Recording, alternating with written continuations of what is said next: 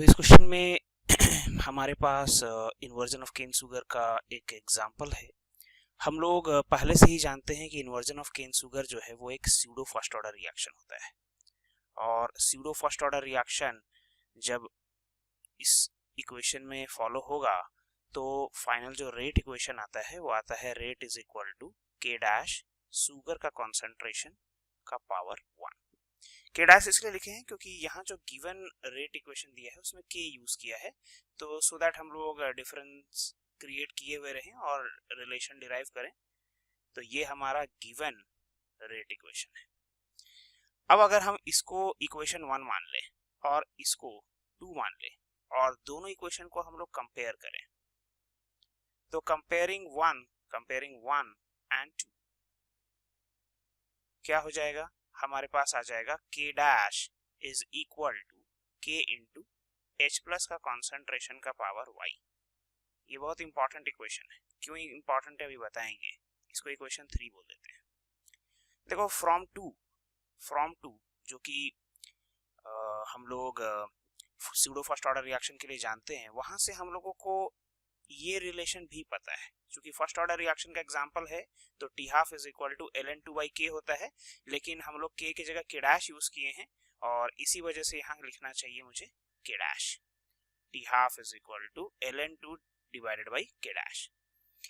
अब हम लोगों को समझना चाहिए, इसको इक्वेशन 4 बोल देते हैं, हम लोगों को समझना चाहिए कि जो pseudo first order reaction sugar inversion of cane sugar का एग्जांपल है उसमें एक्चुअली में क्या हो रहा है और इस क्वेश्चन में H प्लस कहां से आ गया है। तो इन्वर्जन ऑफ केन शुगर में हमारे पास क्या होता है, केन शुगर होता है, केन शुगर प्लस वाटर होता है जो कि एक्सेस में होता है अगर स्यूडो फर्स्ट ऑर्डर रिएक्शन की हम बात कर रहे हैं। ये बनता है ग्लूकोज प्लस फ्रक्टोज बनता है। हम लोगों को उसका इंपॉर्टेंस फिलहाल नहीं है, सिर्फ रिएक्टेंट को देखना है। H2 एक्सेस में है तो जो रेट का इक्वेशन होगा वो इक्वेशन नंबर 2 होगा जो हम पहले ही लिख चुके हैं।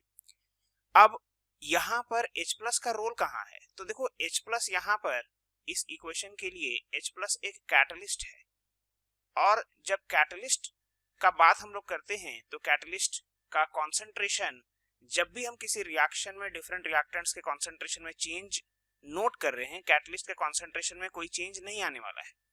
तो हम लोग यहाँ पर दो डिफरेंट केसेस देखेंगे जिसमें H प्लस कॉन्सेंट्रेशन एक बार pH इज इक्वल टू 5 के अकॉर्डिंग मतलब 10 पावर माइनस 5 लिया गया है, और एक बार pH इज इक्वल टू 6 के अकॉर्डिंग मतलब 10 पावर माइनस 6 लिया गया है। और during the course of this reaction मतलब इन्वर्जन ऑफ केन शुगर, ये जो रिएक्शन है इस रिएक्शन के कोर्स में हम लोग ये देखेंगे कि H प्लस का कॉन्सेंट्रेशन चेंज नहीं होगा, उसको मतलब हम लोग कांस्टेंट की तरह ट्रीट कर सकते हैं, और वही कर रहे हैं हम लोग। देखो इक्वेशन 3 में लिखे हैं, क्या लिखे हैं कि ये जो के डैश रेट कांस्टेंट है इक्वेशन 2 में, वो एक्चुअली में k into H plus concentration का पावर y है। तो H प्लस कॉन्सेंट्रेशन वाला टर्म को हम लोग कांस्टेंट रेट कांस्टेंट में मर्ज कर दिए हैं। क्यों? क्योंकि during the course of inversion of cane sugar H plus concentration won't change. अब हम लोग क्या करेंगे क्वेश्चन को सॉल्व करने के लिए, देखो H प्लस कॉन्सेंट्रेशन के अलावा शुगर का पावर 1 ये सूडो फर्स्ट ऑर्डर रिएक्शन है, और ये बात हम लोग यहां से भी समझ सकते हैं कि pH भले ही चेंज कर रहे हैं, हम लोग किसी भी कॉन्सेंट्रेशन ऑफ शुगर के लिए टी हाफ चेंज नहीं हो रहा है। मतलब साफ है कि शुगर के रेस्पेक्ट में पावर 1 है, क्योंकि ये चीज हम लोग देखे हुए हैं कि T half doesn't depend on concentration of reactant अगर ऑर्डर 1 है। ठीक है, अब हम लोग क्या करेंगे क्वेश्चन को सॉल्व करने के लिए, तो देखो हमारे पास दो अलग अलग टी हाफ है, 50 मिनट्स एंड 500 मिनट्स, और इक्वेशन 4 के हेल्प से हम लोग लिख सकते हैं T half 1 by T half 2, T half 1 by T half 2 is equal to, इसको लिखा जा सकता है K dash 2 divided by K dash 1।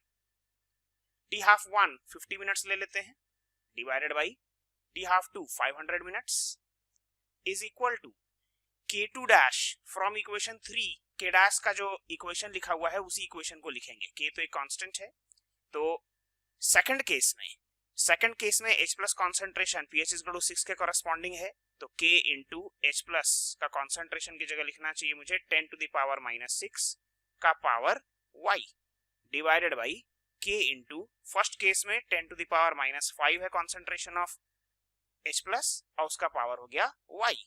यहां से देखो ये हो गया 10 to the power minus 1 is equal to K तो कैंसिल हो गया और ये आ गया 10 to the power minus Y, तो यहाँ से हम लोगों को मिला y इज इक्वल टू 1।